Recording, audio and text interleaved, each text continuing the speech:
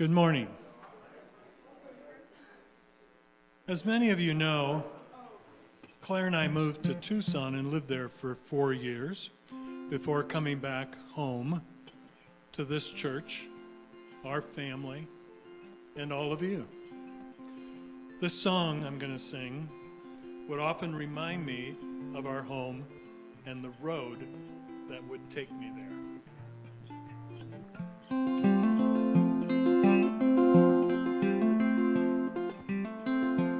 Almost heaven, West Virginia, Blue Ridge Mountain, Shenandoah River.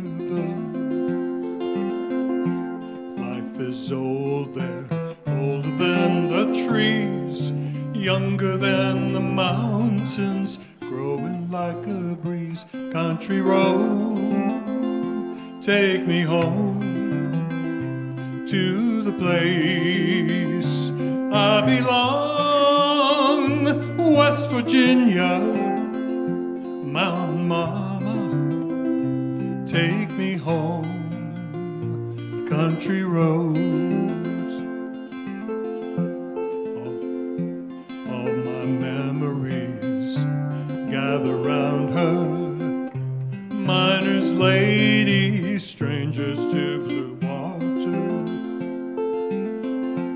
dark and dusty, painted on the sky, misty taste of moonshine, teardrops in my eyes.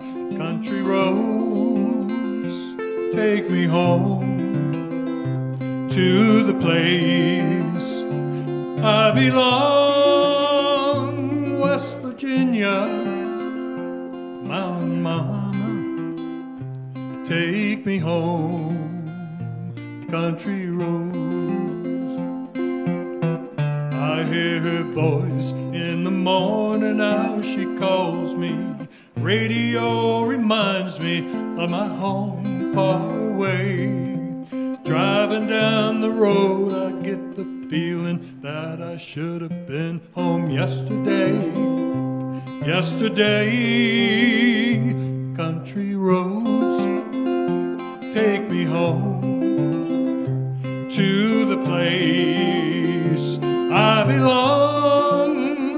West Virginia, Mountain Mama, take me home. Country roads, take me home to the place I belong. West Virginia, Mountain Mama, take me home. Country road, take me home, take me home. Country roads.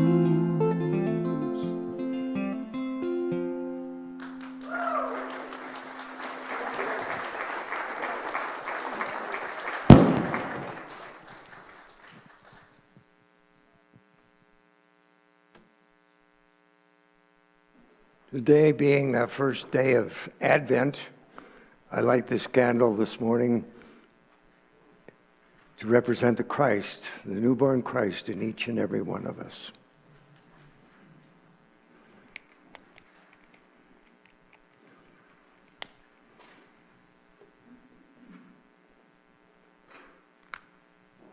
Oops.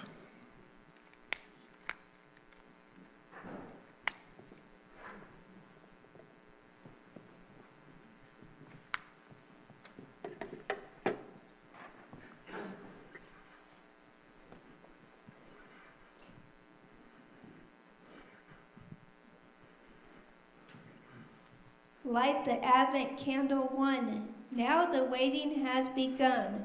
We have started on our way. Time to think of Christmas Day.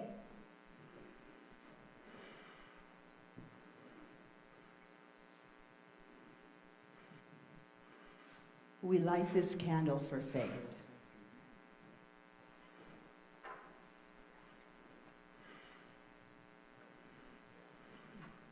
The first Advent candle is the faith candle.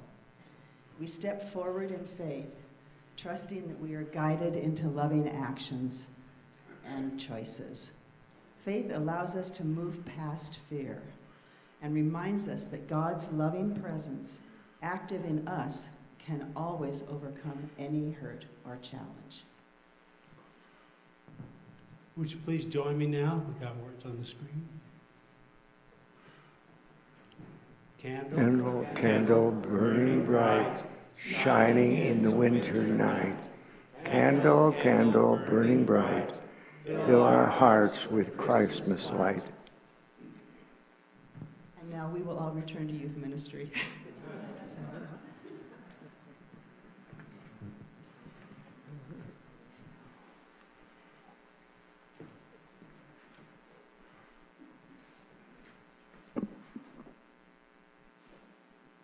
Good morning, everybody. Good morning. Welcome to everybody here in person and all those online to the first day of Advent and to Spokane Unity Spiritual Center. Excuse me.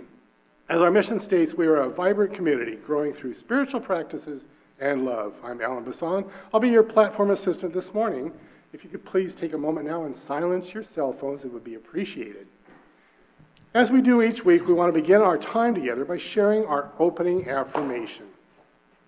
Say it like you mean it. Together we affirm, There is only one presence and one power active in my life and in the universe, God the good. This is Unity's foundation principle. One presence, one power, and one life living through and as each and every one of us.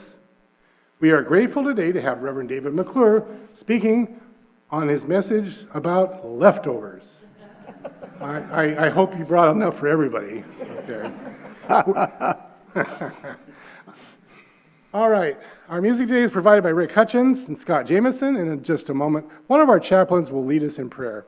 But first, our song leaders will start us off with a community song. Please stand as you are able.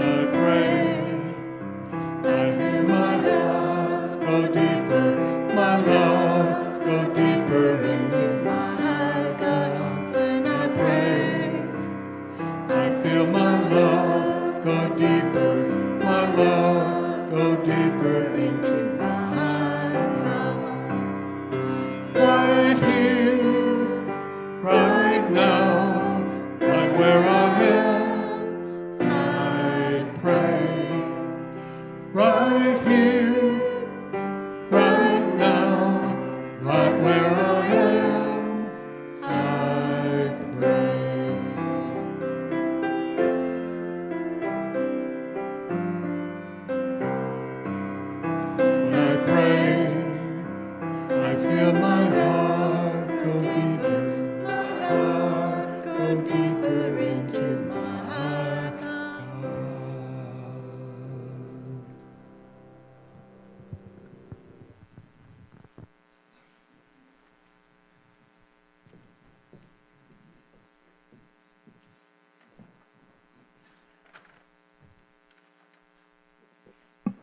Please join me in prayer. Beloved Spirit, of which we are all an expression, we know, as we become aware of divine presence, that you are the center of our being. The flame of the Advent candle is a brilliant reminder of the inner light that illuminates the pathway of our lives. It is the beacon that radiates comfort from the divinity of who and what we are. In fact, the greatest awareness we seek throughout this experience is discovering the light within, remembering who we are. As we learn what it means to have the strength, peace, and simple joy of a life filled with faith, to be divine peacemakers, to share joy, to love unconditionally, no judgment, no separation, always with the quality of faith, perfect faith. Bless this season of Advent and the tradition it represents. Bless this community. Bless all who come forward to create this loving space. And so it is, God. We do remember. And so it is. Amen.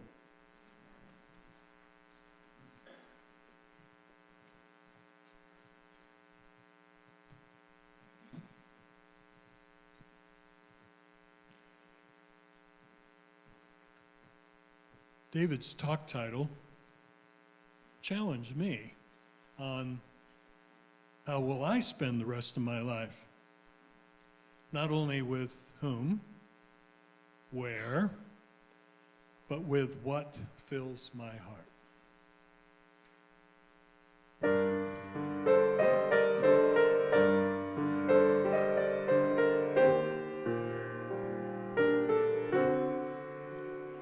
What are you doing the rest of your life? North and south and east and west of your life. I only have one rest of your life, that you spend it all with me.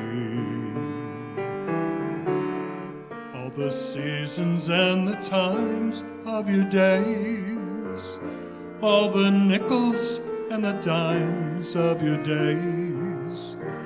Let the reasons and the rhymes of your days all begin and end with me.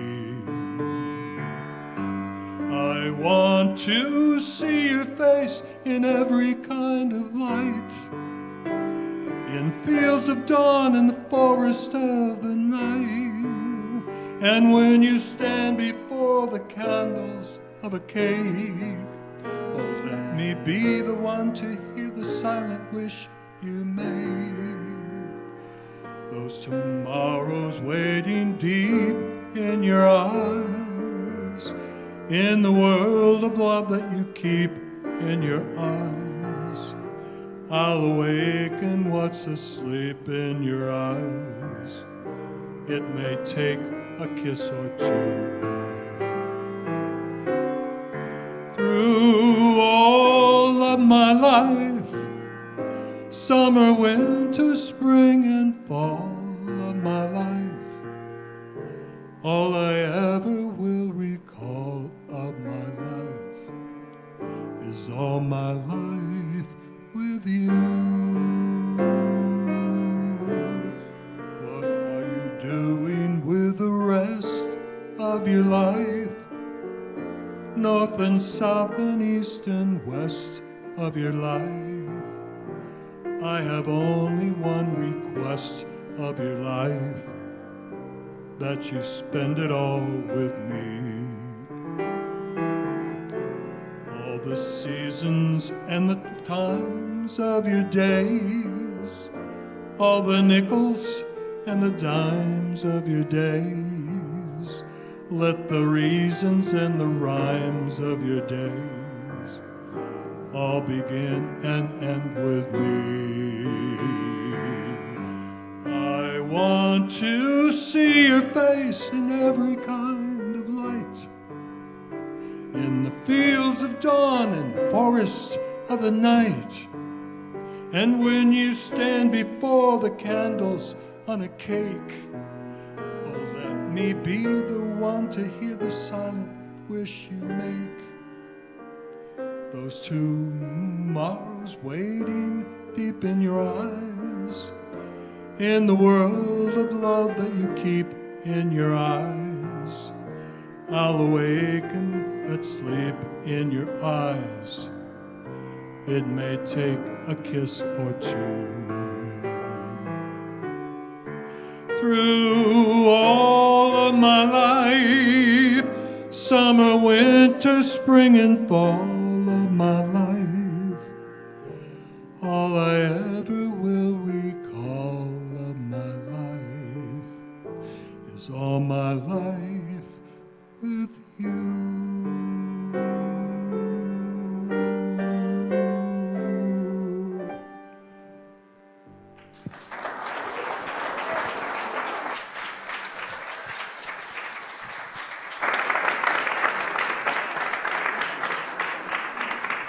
Thank you, Rick.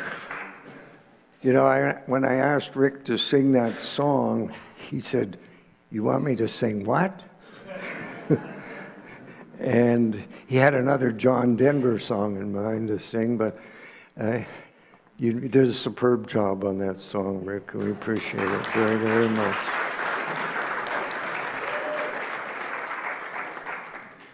Okay, let me get my act together up here.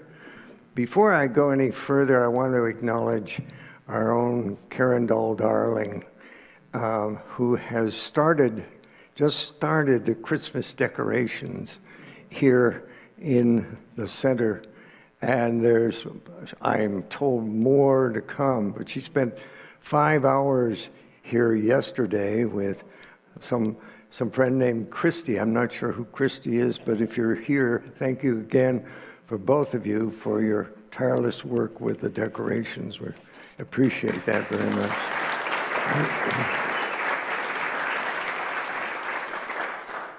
Okay. Good morning, Spokane. Good morning. A man and a turkey walked into a bar. The bartender asked them for their order, and they said, "We'd like 2 glasses of bourbon, please." And the bartender said, "What brand of bourbon do you want?" And they said, "Well, of course, we want Wild Turkey." So the man turns to the turkey and says, "Do you want something to eat too?" And the turkey says, "Nah, I'm stuffed."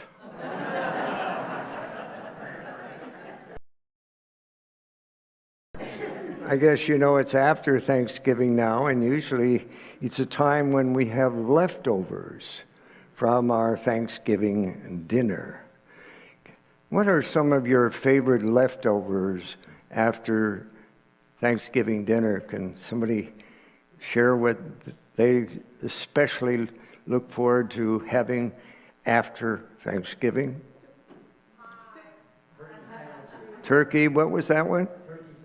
Turkey sandwiches. Cranberries. Oh, great. Pumpkin pie. Oh, a la mode, of course. A la mode, of course.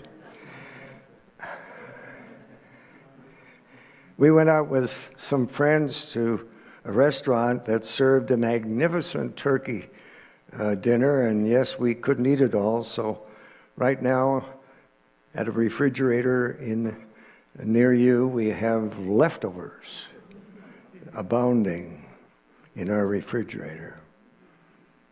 But today I want to talk about a different kind of leftover that you and I still have, and that is what's left over with the rest of our lives. Perhaps I can explain it in this way. An old man walks into a bar. He sits down and he starts crying, and the bartender says, "What's wrong?" And the man says to the bartender through teary eyes and between sobs, "2 days ago I married a beautiful woman. She's a natural blonde. She's 25 years old, intelligent, a marvelous cook, a meticulous housekeeper, and extremely sensitive to my wants and needs. She's very giving, and she's become my very best friend. And the bartender stares at the old man for a brief moment and then says, "That sounds fantastic and great. You have what every man wants in a woman, so why are you crying?" And the man looks at the bartender and says, "I can't remember where I live."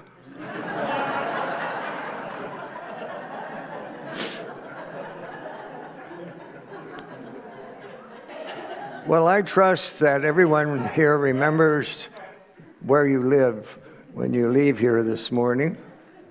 But here's my question. We may know where we live, but do we know how to live?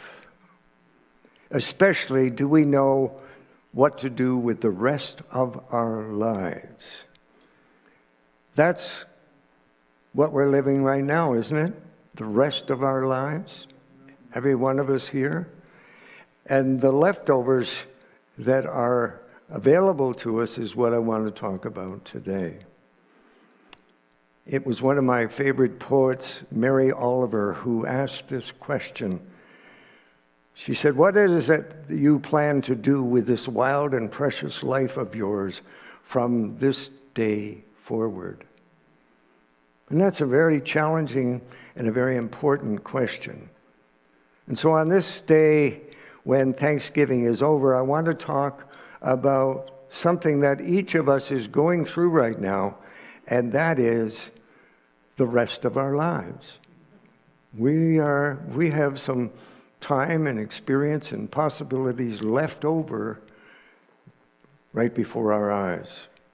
Not just the ones in the refrigerator, but I'm talking about what's ahead on the road of life for you. As you and I approach the end of another year on planet Earth, the question is, what's left in our tank on the road that lies ahead of us? What projects and goals are still on our to-do list, for example, or maybe we even have a to-be list, to be or not to be? That is the question. What is it that you and I still have left to give to this world? What do we have left to give to this center that we love so much? To our family and to ourselves, or just to life in general? What's left for you to give and do and be with the time that you have left on planet Earth? I've been doing some long and deep thinking about this as I move closer to my 90th year on this planet.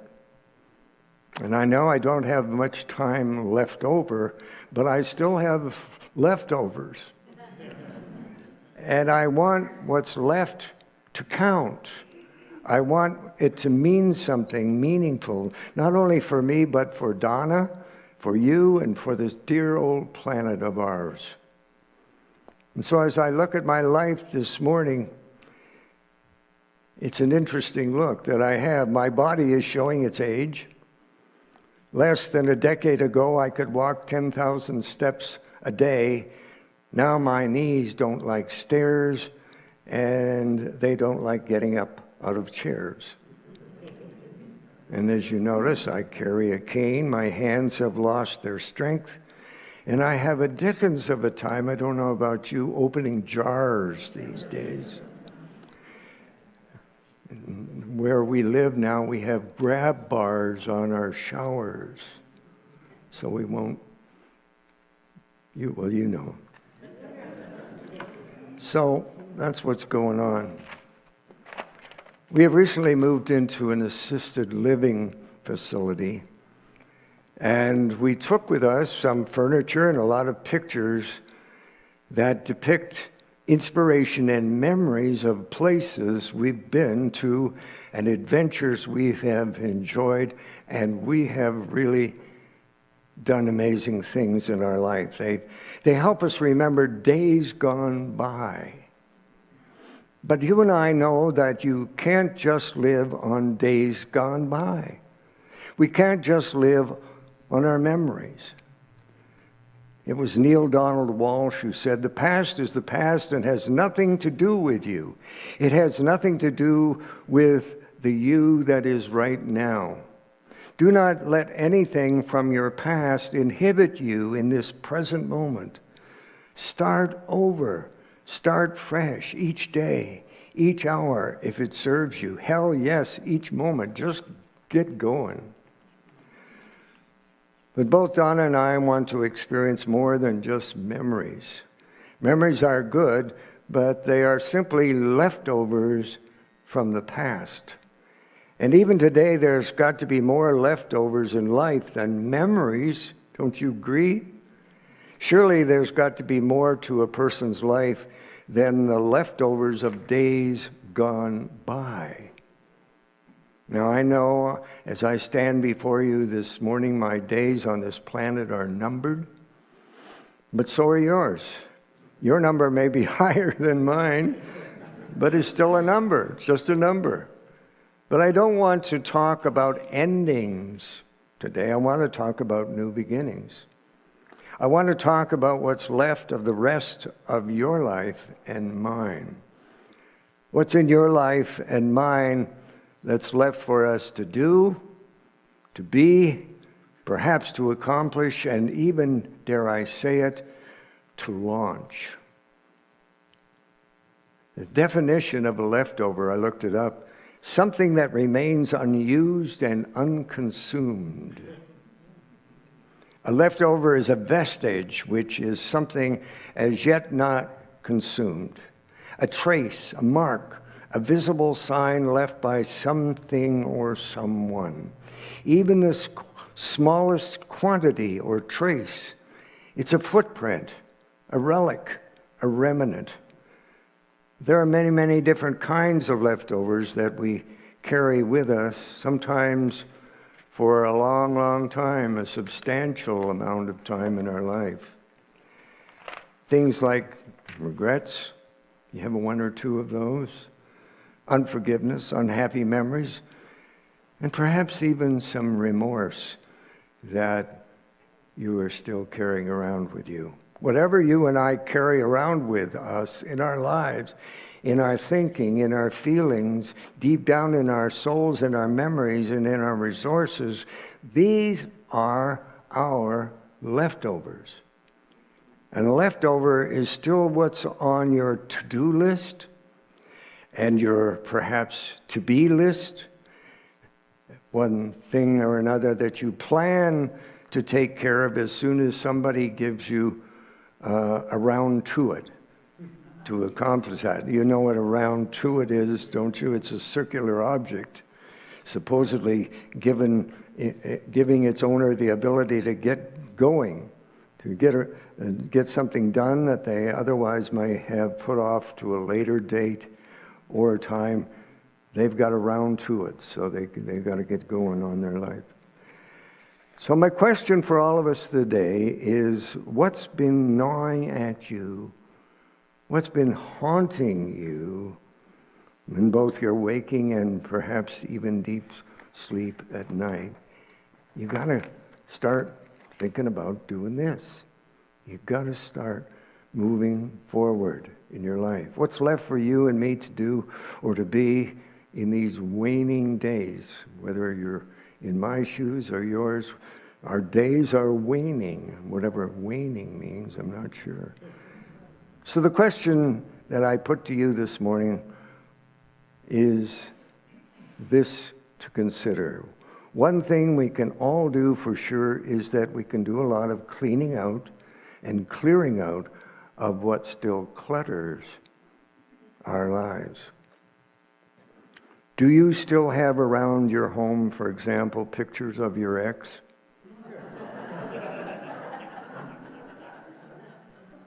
How about tax returns from 1922?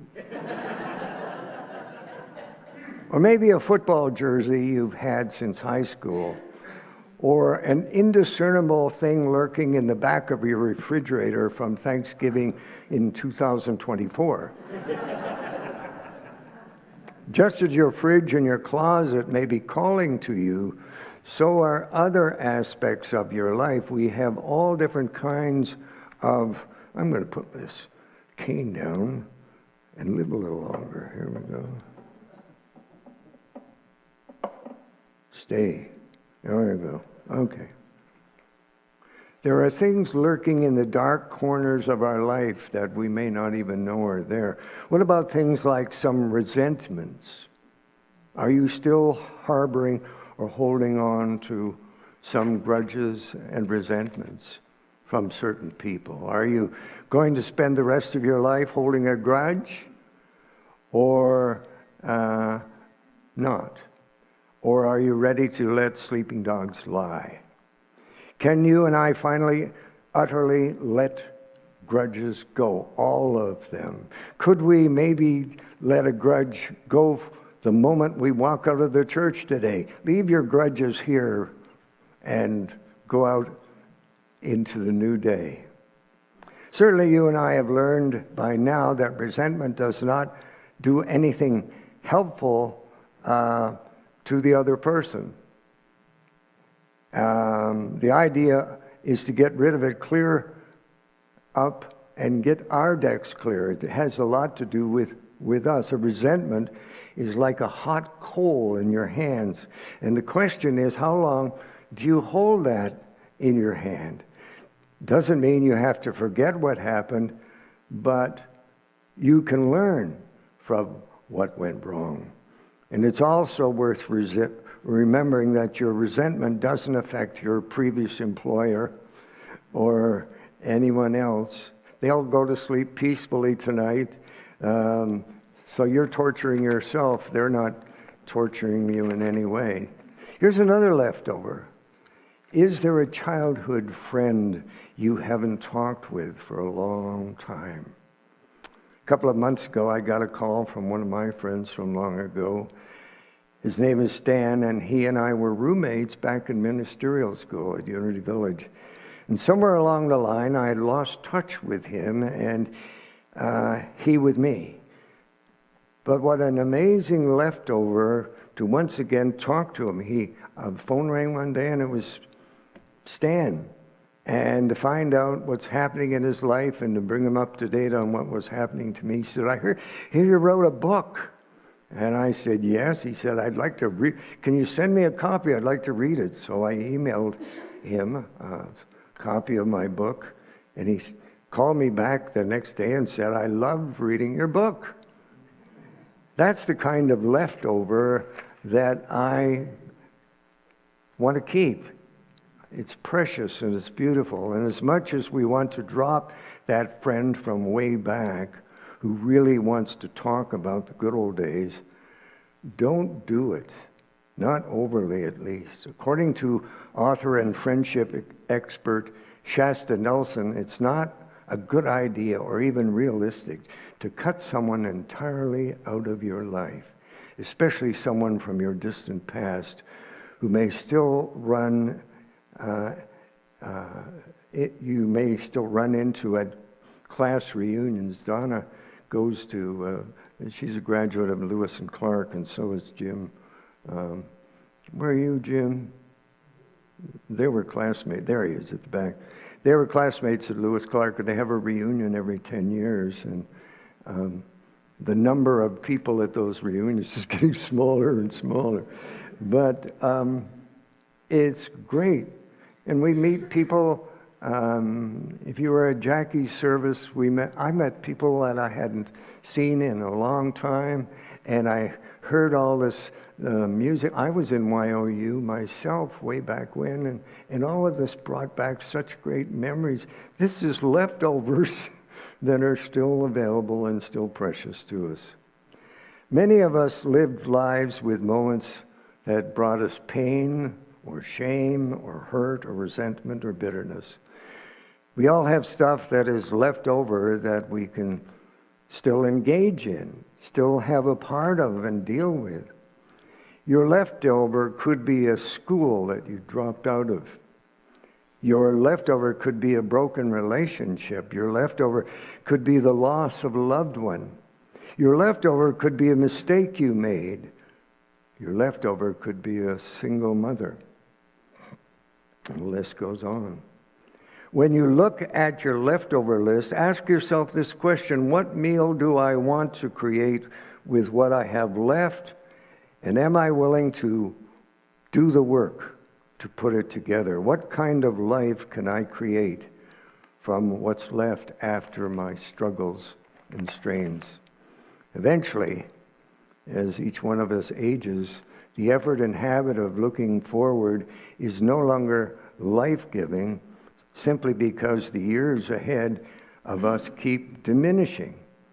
There seems to be less to look forward to and to work towards. But I'm saying to you this morning, but wait, there's more. More to your life.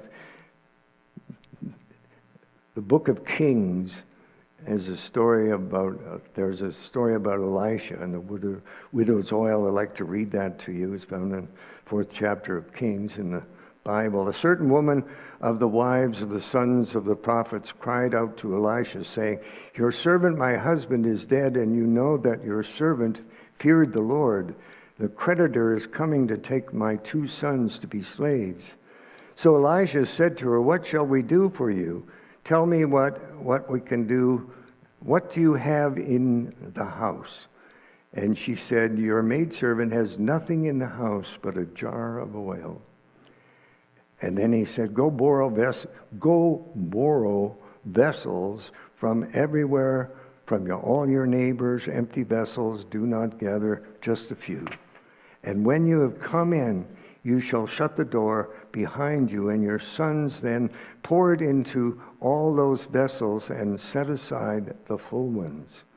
So she went from him and shut the door behind her and her sons, who brought the vessels to her. And she poured it out. And it came to pass, when the vessels were full, she said to her son, "Bring me another vessel." And he said to her, "There is not another vessel." So the oil ceased.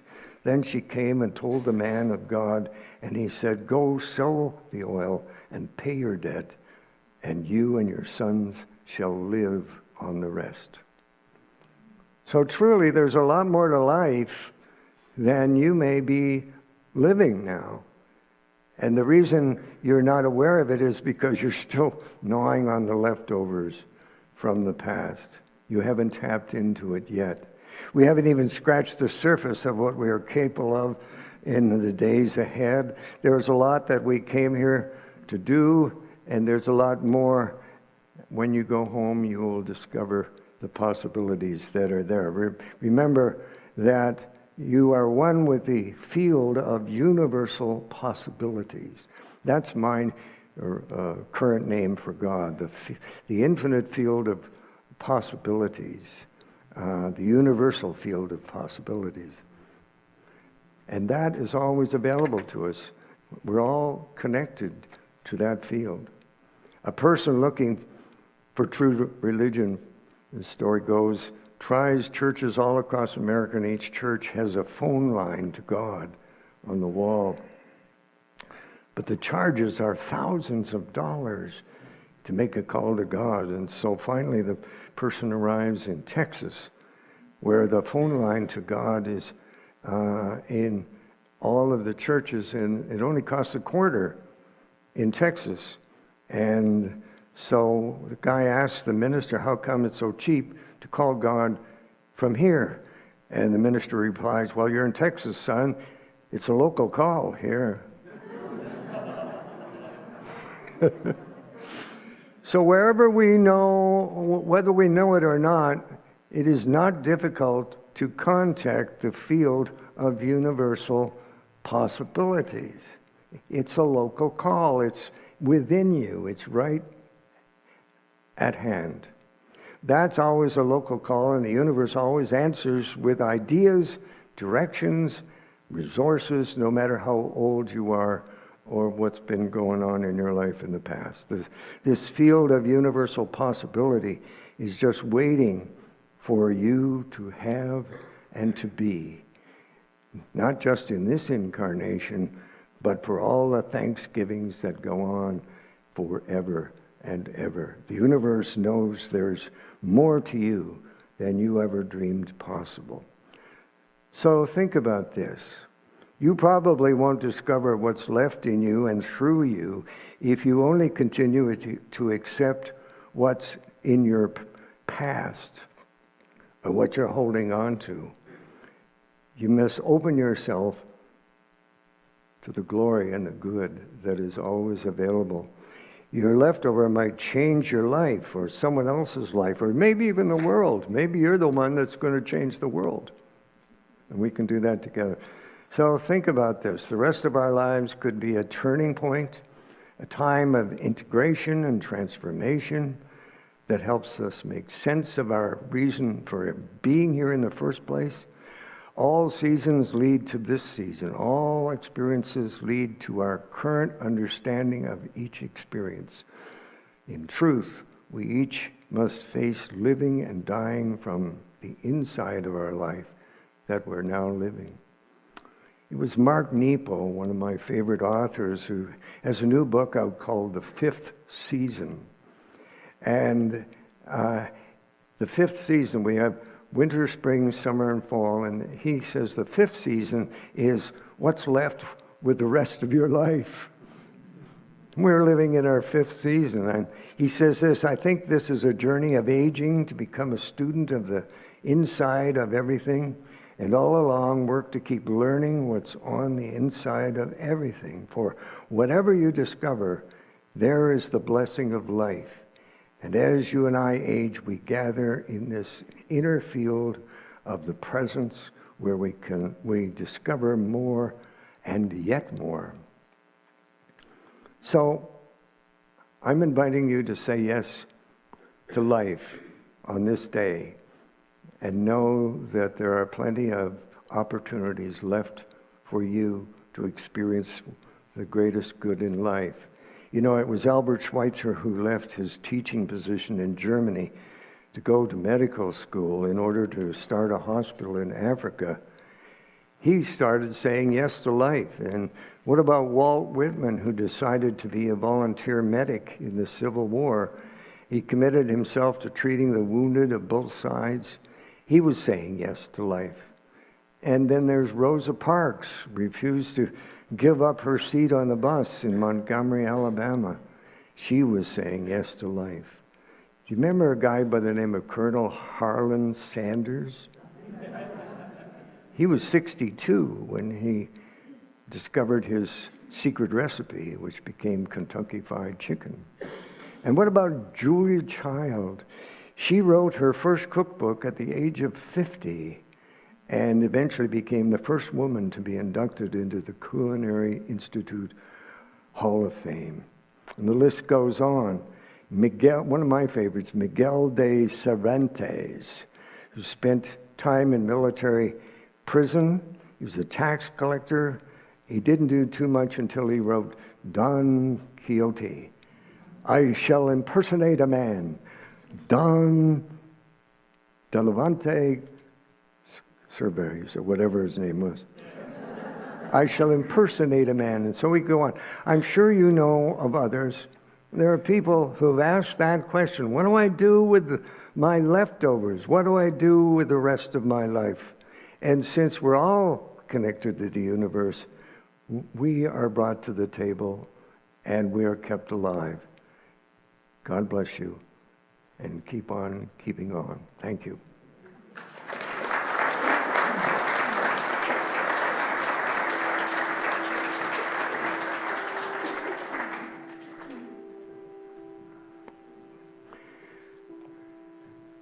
All that being said,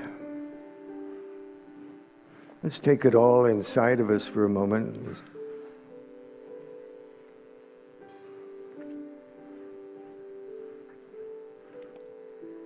And as with Thanksgiving leftovers, we need to be able to digest what we have taken in or what is flowing from the inside out.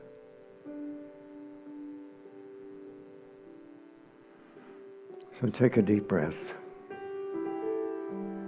Leave room for what lies ahead.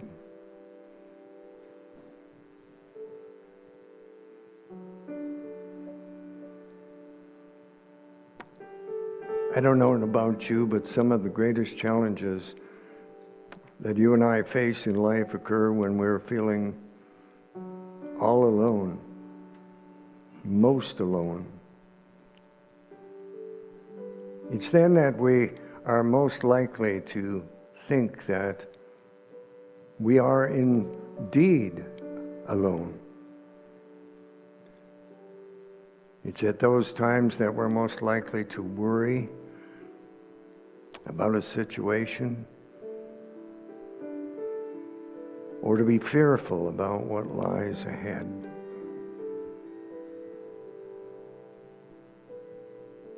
And yet, somewhere deep inside of you and me, we know that we are never alone.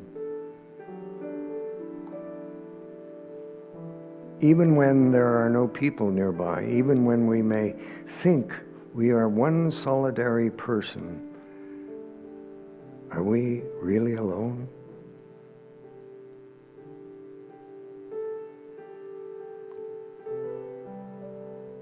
Think for a moment about what you do when you're alone, by yourself.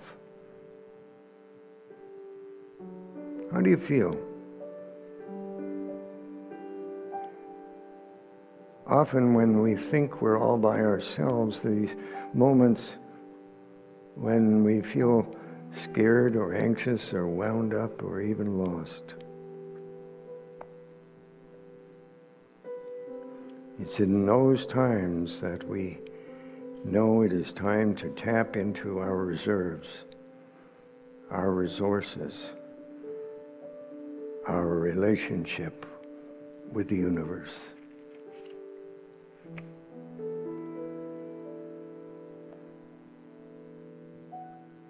You are a reservoir of reserve. You are a reservoir of energy, of wisdom, of love, of support.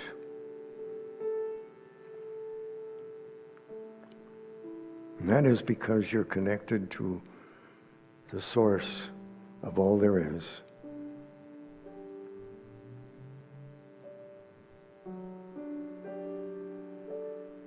You are one with the universal field of infinite possibilities.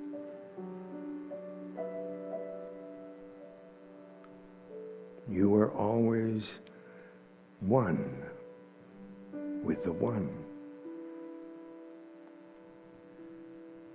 And though at times you may feel that you've run out of resources, you always have leftovers. You always have the strength to draw upon, the love to embrace you, and the wisdom to guide your way.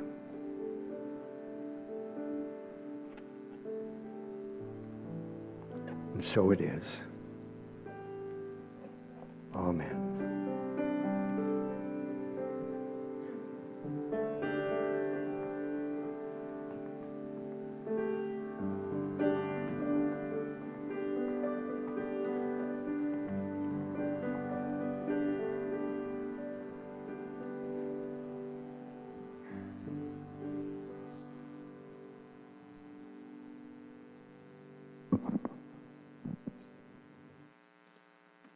Thank you so much to Reverend David, to our musicians, Scott, Rick, and everybody else who made this service possible today. It was great. Thank you. It's now time for our offering lesson giving. So if you could please repeat, if you're a first-time visitor, sorry, I got waylaid.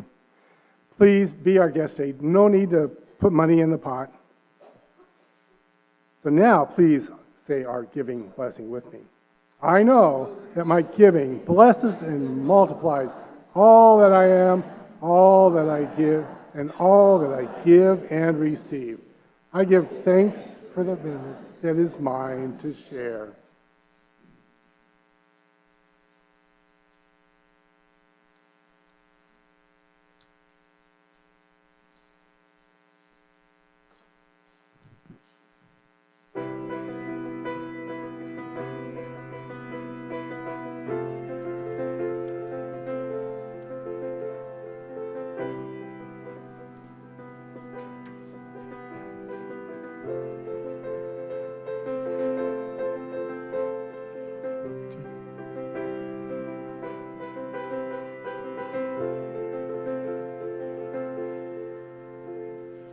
To sail on a dream, on a crystal clear ocean, to ride on the crest of a wild raging storm, to work in the service of life and the living, in search of the answers to questions unknown, to be part of a movement and part of the growing, part of beginning to understand. I calypso the places you've been to, the things that you've shown us, the stories you tell. I calypso, I sing to your spirit, the men who have served you so long and so well.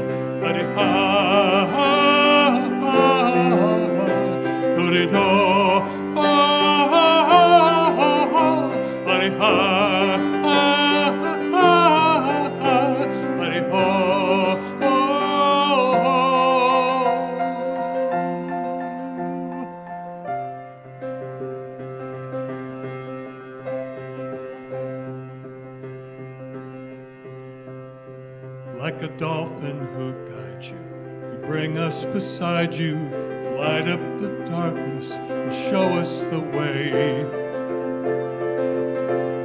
For though we are strangers in your silent world, to live on the land, we must learn from the sea. To be true as the tide and free as the wind swell, joyful and loving, letting it be. I calypso the places you've been to, the things that you've shown us, the stories you tell. I calypso, I sing to your spirit, the men who have served you so long and so well.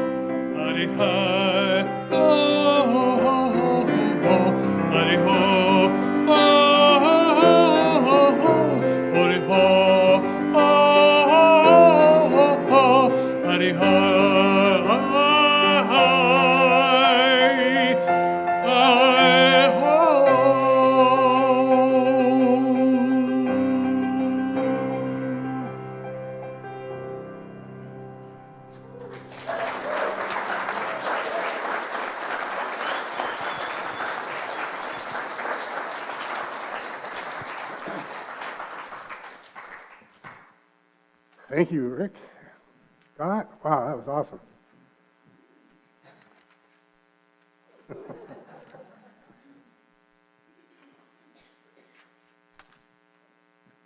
All right, let's bless these offerings. Spirit of God, we want to take a moment to say thank you for these gifts. They are important to the church, of course, and we appreciate it deeply. What is even more important is that we all take the opportunity to say thank you for Spirit of God that flows through and as each of us. And so it is, God, amen. Thank you.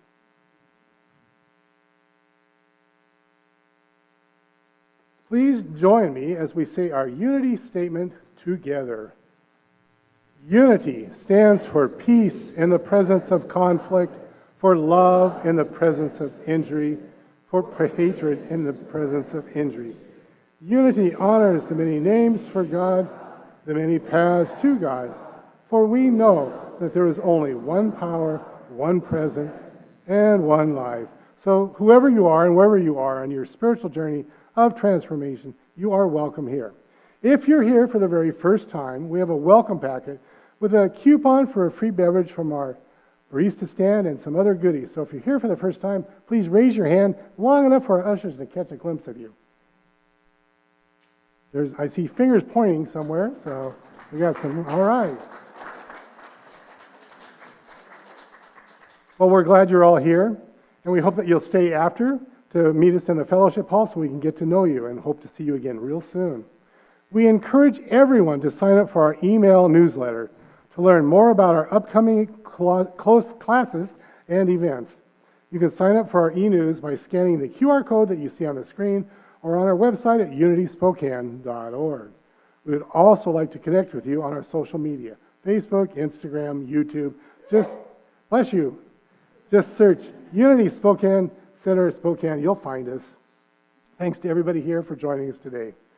Our chaplains have been holding this service in prayer, and a chaplain will be available to pray with you immediately following the service right down front here. So if you have something that's heavy on your heart, or even a joy that you'd like to share, please avail yourselves of their services. Thanks to our chaplains for your service today. We would like to encourage anyone who is in need of prayer support to please fill out a prayer request form found in the seat pocket in front of you and put it in our prayer box. One's located in the back of the sanctuary as you exit on the left, and there's another one in the atrium area. Our chaplains here and Silent Unity will pray over them for 30 days. And now with a look at upcoming events and opportunities, it's news you can use. As you know, we've been collecting new socks for our homeless teens here in Spokane at Crosswalk. The drive ends today, but if you missed the chance of bringing some in, not to worry. Just bring them in, put them by the buck a month, and we'll make sure they get delivered. You should be really proud of your efforts this last month, because due to your generosity, guess how many pairs of socks that we are ready to deliver? 200? Well, the 200 wins. It was 225 pairs of socks. Thank you.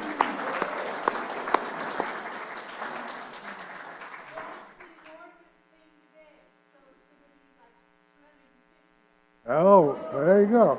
All right. We're not done yet. Yeah, all right. Every Christmas season, Unity Spiritual Center of Spokane participates in the Tree of Sharing. We invite you to get a tag from the tree out in the atrium to get everything started. There will be more tags coming because a handful of them did not get delivered yet. And the ones that you'll see on the tree now, some of them are a little expensive, so we might want to get a few people together in order to accomplish one of those gifts. This is sponsored by our Compassion and Action team, and we will be doing this through the December 14th. So our time frame is fairly short. We've got this week, next week to pick up your tags, and they have to be delivered. Will be all done the next following Sunday. Can you believe that December and Christmas season starts tomorrow? One of the activities to get you in the mood is a potluck dinner and dance called Mistletoe and Moonlight. We will scoot the chairs out of the way here and dance right here. So dress up a little if you want and bring a best dish to share because it is a potluck. The special event will be next Friday, December 5th from 6 to 8:30 p.m. And I just found out this morning we brought in world-renowned DJ Julian, who's going to be spinning tunes. Thanks, Julian. Our spiritual leader, Dennis Ashley, next week will talk to us about a very interesting idea, the life of our life. Now it's time for Unity Trivia. All right, now, who said, now don't answer before I get through reading this, because you may be disqualified from winning a new car. Expressing gratitude not only enriches one's inner life, but also attracts abundance and blessings in manifold ways. By acknowledging the source of all good and mastering one's ideas through daily thanksgiving, individuals can transform their lives and tap into the infinite resources of the universe. Go. I heard Butterworth and Fillmore. It was Charles Fillmore, co-founder of Unity. All right. But you don't win a new car anyway. So, all right, let's welcome in our youth.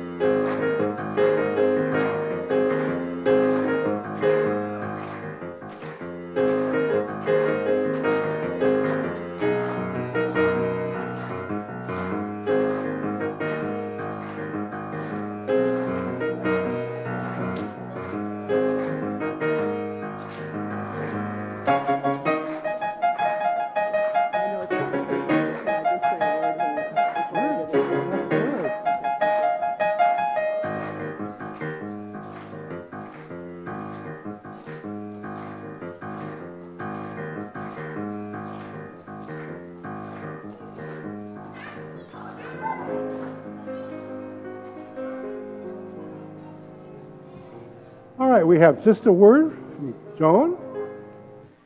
Hi, I just wanted to express some gratitude. We are on the tail end of I don't know how many hours, maybe about 16 hours of Unity sleepover and a retreat this weekend.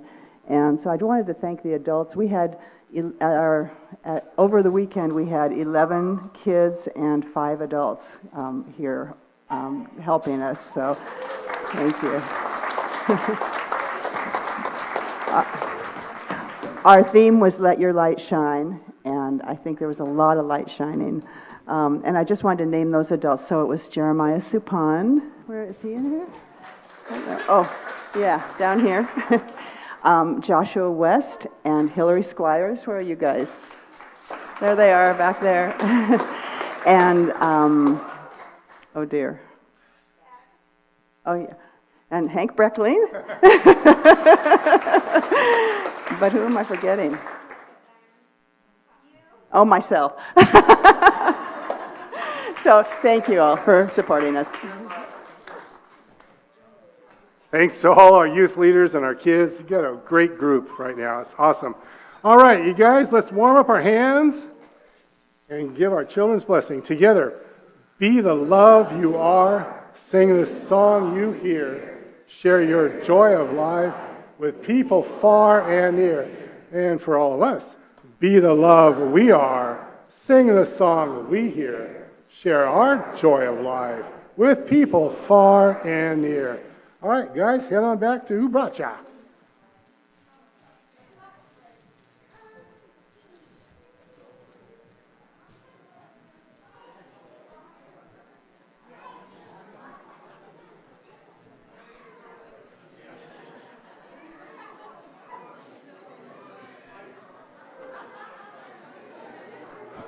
All right, now please stand as you are able and join me together with our closing prayer for protection, followed by the peace song. The light of God surrounds us. I am the light of God. The love of God enfolds us. I am the love of God. The power of God protects us. I am the power of God. The presence of God watches over us. I am the presence of God. Wherever we are, God is, and all is well. And that's the truth.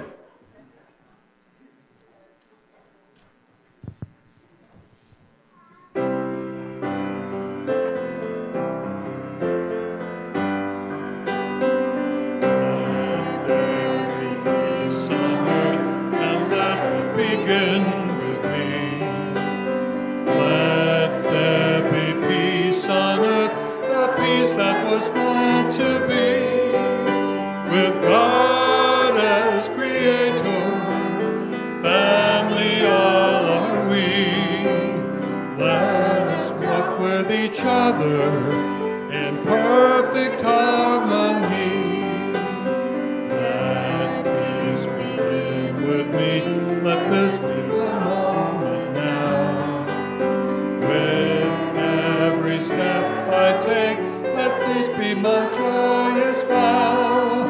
To take each moment and live each moment in peace eternally. Let there be peace on